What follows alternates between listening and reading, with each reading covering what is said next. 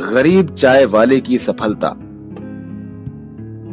मोहन, जो कि एक अनाथ लड़का है, वो रेलवे स्टेशन पर चाय बेचकर अपना गुजारा करता है। चाय वाले चाय ले लो, गर्मा गर्म चाय, कड़क चाय। आओ भैया, चाचा आओ, दादा चाय पी लो, चाय। तभी एक प्रेमी जोड़ा उसे वहां बुलाता है। अरे ओ चाय वाले, जरा गर्मा गर्म चाय तो देना। जी सर, अभी देता हूं। ऐसा कहकर मोहन विवेक को जैसे ही चाय देने जाता है, उसकी चाय गलती से हाथ से छूट जाती है और वो विवेक के कपड़ों पर गिरती है। साहब, मुझे माफ कर दो, गलती हो गई। एक तो मेरे कपड़ों पर चाय गिराकर मेरा पूरा कपड़ा खराब कर दिया, ऊपर से डायलॉग मार रहा है। तुझे पता भी है तूने कौन से ब्रांड के कपड़े के ऊपर चाय गिराई है? इसे ब्रांड की क्या नॉलेज। रुको, ऐसे गरीबों को सबक सिखाना मुझे अच्छे से आता है। ऐसा कहकर रानी मोहन को 2 थप्पड़ खिंचाकर मारती है और विवेक मोहन की चाय की केटली छीन लेता है। साहब, मुझे माफ कर दो। माफी? लेकिन तू रो क्यों रहा है? और ला, चाय के पैसे ला। मालिक वो क्या वो? एक आदमी ने मेरी सारी चाय गिरा दी और मुझे मार मार कर भगा दिया। वाह बेटे, कहानी तो क्या खूब बनाई है तूने। चल अब पैसे निकाल। मालिक, मैं सच कह रहा हूँ। तो तूने अब चोरी भी सीख ली। जा, निकल जा मेरी दुकान से। ऐसा कहकर सुजल भी मोहन को काम से निकाल देता है। इसके बाद मोहन यहाँ वहाँ की ठोकरें खाने लगता है। फिर वो एक अंडा पाव वाले के ठेले पर जाता है। काका, कुछ खाने को दे दो ना, बहुत भूख लगी है। चल भाग यहाँ से भिखारी कहीं का। क्या मैंने यहाँ भिखारियों के लिए धर्मशाला खोल रखी है क्या, जो तो यहाँ भीख मांगने आ गया है? चल भाग।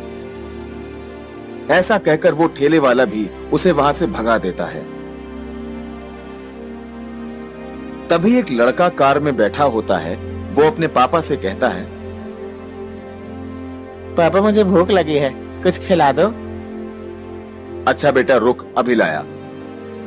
विनायक कार से उतरकर अंडा पाव वाले के ठेले पर सोनू के लिए अंडा पाव लेने जाता है।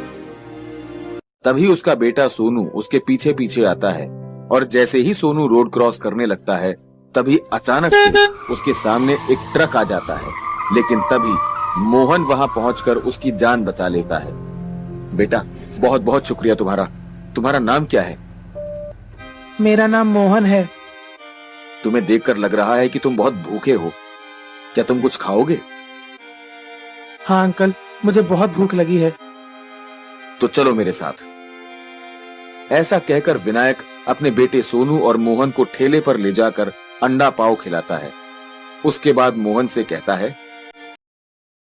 बेटा मोहन, मेरे बेटे की जान बचाने के लिए तुम्हारा बहुत बहुत शुक्रिया। चल बेटा सोनू। इतना कहकर विनायक वहां से अपने बेटे के साथ चला जाता है। कुछ दिनों बाद जब विनायक फिर से उसी रास्ते से जा रहा होता है, तो उसे मोहन सड़क के किनारे सोया हुआ दिखता है। तो विनायक उसके पास जाता है। मोहन, बेटा मोहन, उठो। क्या हुआ अंकल, आप यहां? हाँ, लेकिन तुम यहां क्यों सो रहे हो? तभी मोहन विनायक को पहले की सारी बात बताता है। मोहन की सारी बातें सुनने के बाद विनायक कहता है, मुझे माफ करना बेटे, उस दिन मैं तुम्हारी हालत देखकर भी समझ नहीं पाया और जल्दबाजी में वहां से चला गया। कोई बात नहीं अंकल। अब तुम मेरे साथ चलो और अब तुम मेरे साथ मेरे घर में ही रहोगे। ऐसा कहकर विनायक मोहन को अपने साथ अपने घर लेकर जाता है, जहां विनायक के साथ उसकी पत्नी रेखा और बेटा सोनू रहते हैं। ये कौन है जी? ये मोहन है। अब ये हमारे साथ ही रहेगा। ठीक है जी, हमारे बेटे को भी खेलने के लिए एक भाई मिल जाएगा। हाँ, तुम सही कह रही हो। बेटा सोनू, जाओ मोहन को अपने साथ अपने कमरे में लेकर जाओ। अब से ये हमारे साथ ही रहेगा और कल से तुम्हारे साथ स्कूल जाएगा। ठीक है पापा, जैसे आप कहें। इसके बाद सोनू और मोहन भी अच्छे दोस्त बन जाते हैं और मोहन खूब मन लगाकर पढ़ाई करता है। कुछ सालों के बाद दो पुलिस वाले आपस में बात कर रहे होते हैं।